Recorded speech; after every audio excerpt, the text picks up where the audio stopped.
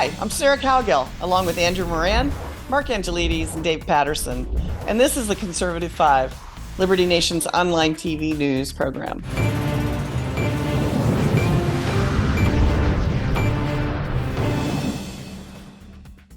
Joe Biden is spending money like it's someone else's. Man, it is.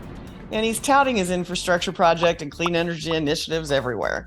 But what he isn't saying is how many concealed additives, so to speak, are linked into those packages. So really, every president tends to play hide the sausage with high dollar legislation. But is President Biden doing so above board? And what will the American economy look like when his first term is over? Oh, Andrew, imagine that. You're up first, you little economic genius. Well, I would not use the word genius, but also as a warning to our viewers, be sure to check libertynation.com for the latest comprehensive analysis of the Biden budget. But anyway, when you talk about revamping or what the U.S. economy will look like after the first term, I remember when going back to the early days of his administration, everyone said that, oh, he'd be like the next FDR, and his record is more like Jimmy Carter at this point, worse than Jimmy Carter. But I think the characterization is accurate in the sense that he is transforming the fabric of the U.S. economy. But unfortunately, these are short-term goals, at least for progressives. But it's going to turn out to long-term consequences for the nation. I tend to think of the name Sarah Raskin Bloom. I don't know if you guys remember that name. She was nominated to the Fed vice chair for financial regulation last year. Her problem was that she believed the Fed's role was to prevent oil and gas companies to have access to capital. Now, this would have dramatically changed the fabric of the Federal Reserve System because the Fed has no bearing on that whatsoever. I think another important name, and James Fight reported on her recently for LibertyNation.com, Gigi Son. She was nominated to serve on the FCC. Her problem is when she advocated for the federal government to censor Fox News. These are names that repeatedly come up that Biden nominates and appoints to the government. They want to change the fabric of the country. They want to change how the government operates. They want to change the look of the economy, the marketplace, and that's disastrous news for the future of the United States. So not only is Biden creating long-term inflation, contributing to perpetual federal deficits and the national debt, the people he's putting in charge are unelected bureaucrats who are just going to keep making things worse, whether it's the economy, social aspect, or politics. Yeah, well, from a distance, Mark, how do you see the economy shaping up, say, 10 years from now, if this administration has its way? Well, it seems as though the broader economy will be in tatters, a tatters that it probably won't recover from very, very quickly. I know Andrew and I talk about Bidenomics quite a lot on our Liberty Nation radio show. And we talk about how Japan, of course, with its lost decade, and how this is really, we're seeing this, we're witnessing this in real time, all the precursors to an era where wages are falling behind inflation, where costs are skyrocketing, because again, there's nothing happening within the Biden administration that is bringing the safety and security back to America, and that's including production, manufacturing, things like this. But when you look at Bidenomics and the wider, I guess, ESG strategies, and they're being adopted globally, which is a concern. But the first thing that pops into my mind is these things, they shrink liberty and kill free markets. And I think that's really the key behind everything that's happening, is they don't want free markets to be the driver within the country. We know how historical. We've seen historical and contemporary evidence that the best way to alleviate poverty and suffering on a grand scale is to make the poorest people richer, right? That's pretty straightforward, I think. But to do so by a wealth transfer, by let's tax these people and give it to these people, that's not making poorer people wealthier. That's just a handout.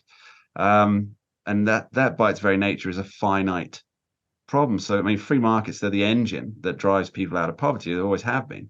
And it seems to me that Bidenomics and the grander ESG stuff that's happening is the antithesis of that.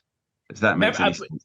It's just quickly to piggyback on what Mark said. Remember Margaret Thatcher's famous speech in House of Commons, Socialism is great until you run out of like other this, people's money. or like this when she would do this. I remember that too. I think that one of the things that we're going to see that's going to be interesting is just how much the defense budget is increased with the actually today, right? It's been taken over to Congress. And is this going to be a dramatic increase? I mean, we've seen that China's increase was 7.1% over last year. That's a relative measure. We really don't know what that really means, but it's more than in the past. I don't think you're going to see a dramatic increase, and this may be a very insightful look at the budget generally. I think that this is very troubling, even for some Democrats. I was watching Joe Manchin the other day, and he's quite concerned about the 31 something trillion dollar debt. I mean, and when you have the gross interest on the debt exceeding the defense budget, then I think there's a cause to be worried. But Biden, he said, he hasn't at the time of recording, he hasn't released the budget yet. But his administration says that he proposes to cut $3 trillion from the deficit over the next 10 years. 10 years. So in the meantime, he's going to accumulate about, according to the last budget, $14 trillion of deficits. So in that way, so do the math. So that's still $11 trillion being added to the national debt over that period. It's chicken feed at this point. And you look at the CBO, I mean, Sarah mentioned long-term implications of the U.S. economy. You look at the Congressional Budget Office's long-term outlook, and it's just disastrous, whether it's economic growth, whether it's just, Dave said, the interest on the national debt, plus how it can erode other spending that people rely on, whether it's Social Security, whether it's Medicare. So overall, these budgets, and they don't get better under Republicans, they just exacerbate the problem too, because nobody is willing to tackle the meat and potatoes of government spending. Yeah, sure, you can laugh about $1 billion being given to Ethiopia, but what about the trillions of dollars that were spent on wars overseas? That's also contributes to national debt. So yeah, so the whole fiscal problem, it's going to exacerbate over the next decade.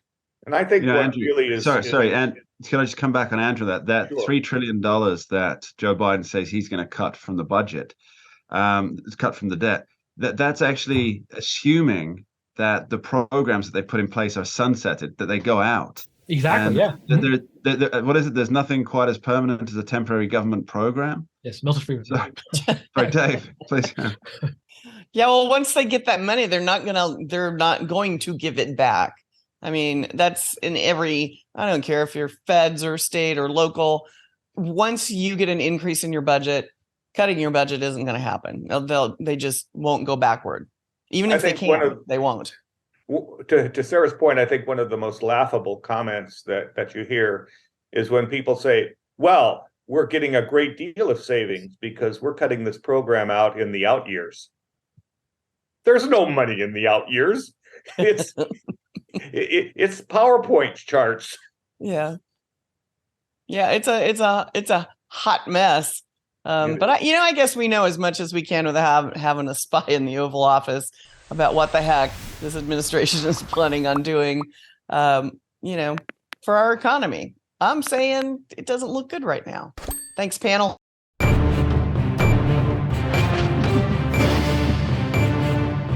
That's it for our Conservative 5 panel today. Check out our other C5 shows and segments on your favorite video platform. YouTube, Vimeo, Rumble, we're on them all. As well, Liberty Nation has its own Roku channel where you can see all of our TV production. Thank you for tuning in, and remember to surf on over to libertynation.com. And special thanks to our fantastic editor and post coordinator, Frank Diorio. I'm Sarah Cowgill, filling in for Lisa K. Donner. Thanks for joining us today. This has been a production of libertynation.com, where truth matters.